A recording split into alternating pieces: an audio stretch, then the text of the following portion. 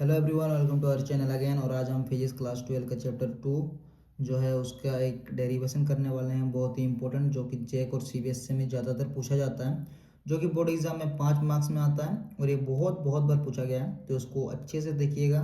ये थोड़ा आपको हार्ड लग सकता है, बट मैं लगने नहीं दूंगा, बट थोड़ा सा आपको ध्यान में रख के इसको देखना पड़ेगा।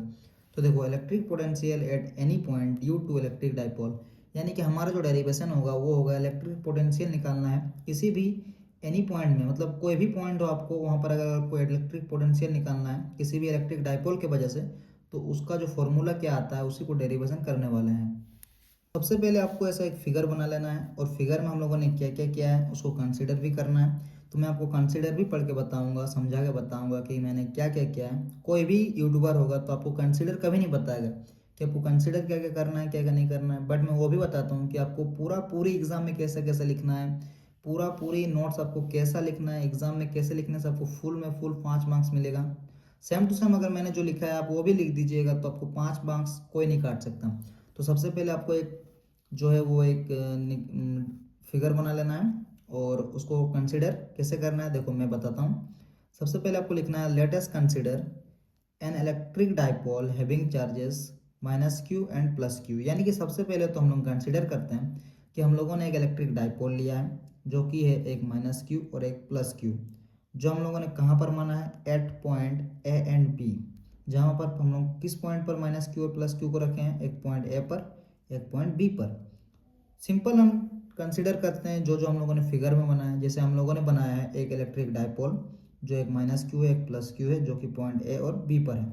उसके बाद देखो, let a point P at a distance r from the centre of the dipole.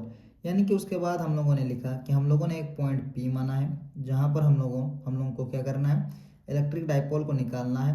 और वो आर डिस्टेंस पर है, देखो यहाँ पर आर लिखा हुआ है, आर डिस्टेंस पर है कहाँ से, सेंटर से। डाइपोल का जो सेंटर है वो ये वाला है और इस सेंटर से पी तक का जो दूरी है वो आर है। वही यहाँ पर लिखा हुआ था कि let a point P at a distance r from the centre of the dipole. फिर है where we calculate total electric potential, और इसी पॉइंट पर हम लोग क्या करने वाले हैं, टोटल इलेक्ट्रिक पोटेंशियल को निकालने वाले हैं। तो सिंपल सा डेरिवेशन था हमारा। तो ऐसे ही आपको भी डेरिवेशन करना है, आपको भी कंसिडर करना है कि कैसे हम लोग एक फिगर को लेते हैं, क्या क्या हम लोगों ने फिगर में ले रखा है। जो मैंने ये वाला डॉट डॉट बना है इसको भी मैं आपको बताऊंगा थोड़ी देर बाद, ठीक है। तो इलेक्ट्रिक डाइपोल को समझ में आया कि हम लोगों ने एक इलेक्ट्रिक डाइपोल लिया है जो पॉइंट ए और पॉइंट बी पर है, और हम लोगों ने एक पॉइंट पी लिया है जो कि डाइपोल के सेंटर से आर डिस्टेंस पर स्थित है। और और कुछ नहीं, बस इतना ही हम लोगों ने किया है इस फिगर पर। उसके बाद आगे देखते हैं कि हम लोग इस पॉइंट पी पर टोटल इलेक्ट्रिक पोटेंशियल कितना आता है कितना नहीं आता है। हम लोगों को लिए डाइपोल जब भी लेते हैं हम लोग, तो हमें दो बार निकालना पड़ता है, एक माइनस क्यू के लिए एक प्लस क्यू के लिए, कि माइनस क्यू की वजह से पॉइंट पी पर कितना आ रहा है और प्लस क्यू की वजह से पॉइंट पी पर कितना आ रहा है। फिर इन दोनों को जोड़ देंगे तो हमें टोटल इलेक्ट्रिक पोटेंशियल पता चल जाएगा। जैसे इजी एग्जाम्पल में बताया जाए तो मान लो आप लोग दो जन हैं और आपके पास दो आम है, एक के पास 3 आम है, तो आप लोग पहले क्या करिएगा, पहले किसके पास कितना आम है वो पता कर लीजिए कि इसके पास 2 है इसके पास 3 है। फिर हम दोनों को जोड़ देते हैं, सेम टू सेम वही करना है कि माइनस क्यू की वजह से पोटेंशियल कितना है, प्लस क्यू की वजह से पोटेंशियल कितना है इस पॉइंट पी पर, फिर दोनों को जोड़ देंगे, बस खत्म। तो देखते हैं, चलो आगे। फिर देखो, now electric potential at point P due to minus q, यानी कि सबसे पहले हम लोग माइनस क्यू की वजह से निकालेंगे कि पॉइंट पी पर कितना आ रहा है इलेक्ट्रिक पोटेंशियल। तो electric potential at point P due to minus q के लिए, तो इलेक्ट्रिक पोटेंशियल का फॉर्मूला हमें पता है, V equal to k Q by are होता है, जो कि हम लोग इससे पहले वाला डेरिवेशन में ही निकाल चुके हैं। तो V equal to k Q by are होता है, बट यहाँ पर Q की जगह पर माइनस क्यू लिखे हैं क्योंकि हम माइनस क्यू की वजह से अभी निकालने वाले हैं, तो माइनस क्यू। और R की जगह पे R1 लिखे हैं क्योंकि माइनस क्यू से पॉइंट P तक का डिस्टेंस जो है वो क्या है, R1 है, तो यहाँ पर R1 लिखा हुआ है। इसको हम लोग इक्वेशन 1 मान लेते हैं। सिमिलरली हम अभी प्लस क्यू की वजह से भी निकालेंगे, तो हमें कुछ नहीं करना है, बस इस माइनस क्यू की जगह पे प्लस क्यू रखना है और R1 की जगह पे R2 रखना है, क्योंकि प्लस क्यू से पॉइंट पी तक का डिस्टेंस R2 है। इसको हम लोग इक्वेशन 2 मान लेते हैं, बस खत्म। हम दो इक्वेशन माने हैं, एक है v equal to k minus q by r one और दूसरा इक्वेशन है v equal to k plus q by r two.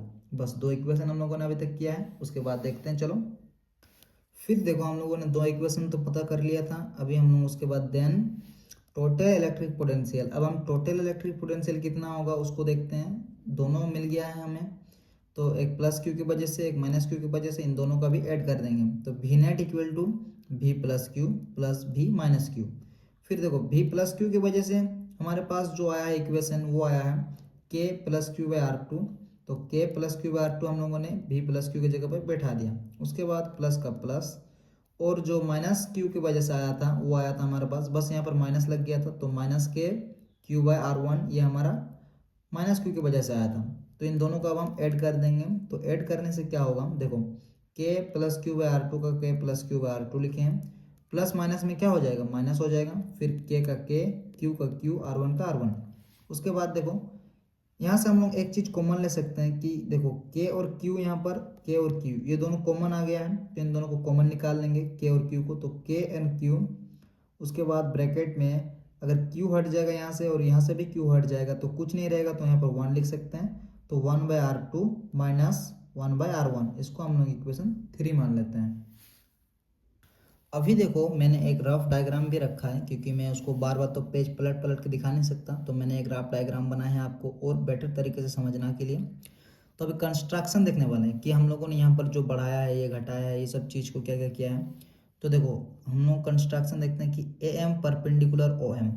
तो देखो ए एम जो है ये है ए, ये है एम, ये किसका परपेंडिकुलर में है, ओ और एम के परपेंडिकुलर में है। यानी कि ये देखो ये वाला जो है हमारा, ये जो है ये हमारा परपेंडिकुलर है यहाँ पर। तो ए एम जो है ये ओ एम के परपेंडिकुलर में है, इसीलिए A P equal to P M. तो जैसे ही हम लोग इसको परपेंडिकुलर में किए हैं तो वैसे ही हमारा जो ए और पी है और पी और एम है, ये दोनों जो है ये वाला एंड ये वाला इक्वल हो गया है। वरना पहले क्या था, ये वाला लंबा हो गया था, ये वाला छोटा हो गया था, ये वाला लंबा हो गया था, थोड़ा फिगर इधर उधर हो गया था। इसके इक्वल करने के लिए हम लोगों को ऐसा कुछ कंस्ट्रक्शन करना पड़ा है। तो जैसे हम लोग यहाँ पर ए एम को परपेंडिकुलर किए हैं ओ एम का, वैसे ही हमारा ए और पी और एम ये दोनों लाइन हमारा इक्वल में आ गया है, जैसे हम लोग इसको परपेंडिकुलर किए हैं, जैसे हम लोग ऐसे कंस्ट्रक्शन किए हैं, ठीक है। जिसको हम लोग इक्वेशन 4 मान लेते हैं। उसके बाद देखो, उसके बाद यहाँ पर है B N perpendicular O N. देखो बी यहाँ पर है, मैं दिखाता हूँ, रुको। देखो बी यहाँ पर है और आपका एन यहाँ पर है, और ये किसके परपेंडिकुलर में, ओ और एन के। ये देखो ये हमारा जो है ये परपेंडिकुलर पे है ऐसा, ठीक है। सॉरी यहाँ पर होगा, यहाँ परपेंडिकुलर पर है। तो ओ एन जो है वो परपेंडिकुलर पे है किसका, बी और एन के, ठीक है। और जिसकी वजह से क्या क्या दो लाइन इक्वल हुआ है, एक पी एन और पी बी, ये दोनों लाइन जो है ये हमारा इक्वल पे आ चुका है। उसको हम लोग इक्वेशन 5 मान लेते हैं। उसके बाद देखो क्या करते हैं, फ्रॉम इक्वेशन 4, इक्वेशन 4 में हमारा क्या है, A P equal to P M. तो A P equal to P M, तो A P equal to P M equal to P O plus O M. यानी कि देखो मैं फिर से दिखाता हूँ आपको थोड़ा। फ्रॉम इक्वेशन 4, इक्वेशन 4 हमारा ये वाला था, A P equal to P M, जहाँ की ए पी ये वाला है और पी एम ये वाला है, ये दोनों इक्वल हो गया था। तो A P equal to P M equal to P O plus O M. यानी कि देखो ये पी ओ जो है और ओ एम जो है, इसको अगर हम लोग प्लस कर देंगे, यानी कि देखो हमें टोटल अगर निकालना है पी एम, ठीक है। तो पी और एम ये वाला है यहाँ से यहाँ तक, और अगर हम इन दोनों को जोड़ देंगे तो भी तो हमें पी और एम मिल जाएगा ना। पी और ओ को जोड़ देंगे और ओ और एम को जोड़ देंगे, तो दोनों को जोड़ देने से तो हमें पूरा मिल जाएगा। तो वही P O plus O M कर दिए हैं। और पी एम जो हमारा है वो आर वन है। देखो यहाँ पर पी और एम ये हमारा क्या है, आर वन है।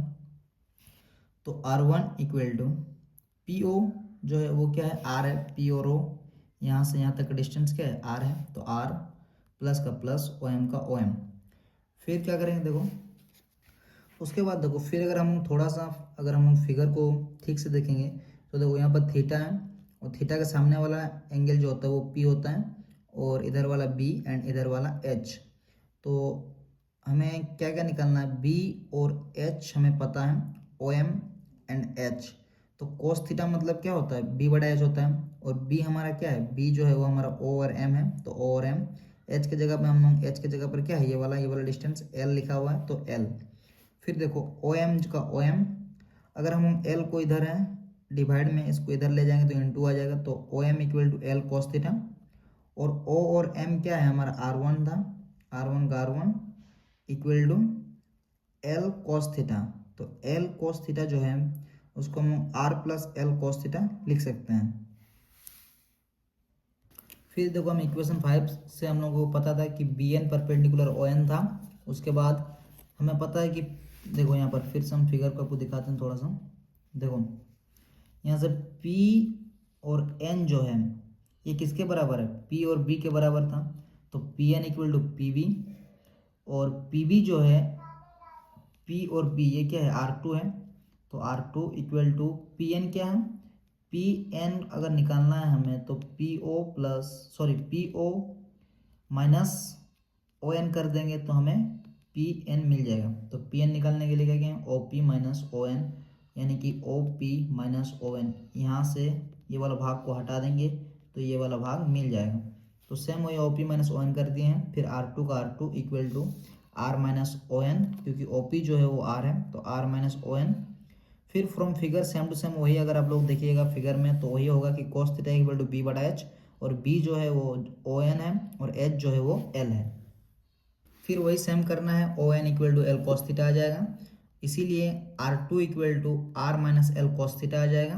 फिर फ्रॉम इक्वेशन 3, हम बहुत पहले फ्रॉम इक्वेशन 3 में निकाल चुके थे कि भी नेट जो है वो आया था हमारा के क्यू 1/r2 माइनस 1/r1। आप लोग वापस इक्वेशन 3 में जाके देख सकते हैं।